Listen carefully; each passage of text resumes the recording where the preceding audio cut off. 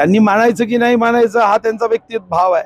हा देश सावरकरांना मानतो आणि देश सावरकरांना मानत असताना त्यांनी मानलं नाही म्हणून काही स्वातंत्र्यवीर स्वातंत्र्य योद्धा सावरकरांचं महत्व कमी होणार आहे का?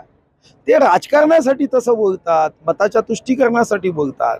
त्यांना असं वाटतं की सावरकरांना अतिशय थोर योद्धे आहे असं म्हणतात, आपली मतं कमी होतात। तर ठीक आहे, त्यांचा स्वार्थ सत्तेचा लोभ हा त्यांना लाभकारक हो।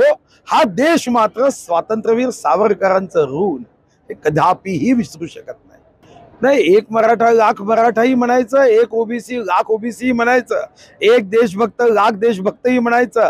आपला देश हा जेव्हा अमृत महोत्सवी वर्ष पूर्ण करताय किंवा संविधानाचा अमृत महोत्सवी वर्ष 2 दिवसापूर्वी सुरू झालाय, तेव्हा आम्ही कुठूनही प्रवाहित झालो तरी आम्ही एक भाव ठेवला पाहिजे, सरिता बहेगी कहां से भी मेघना समुद्र में है।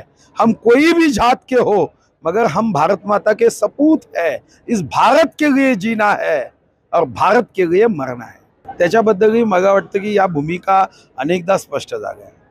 सरकारची भूमिका स्पष्ट आहे आणि सर्वांचीच भूमिका स्पष्ट आहे, जी एकदा नव्हे हजारदा व्यक्त झाली। मला वाटतं की पुन्हा पुन्हा ते भाष्य करून कारण नसताना आता संयम आणि शांततेने ज्या वातावरणाचा प्रवास सुरू झाला आहे त्या वातावरणाला महाराष्ट्रामध्ये कुठेही गालबोट लागणार नाही याची काळजी आम्ही सर्वांनी घेतली पाहिजे।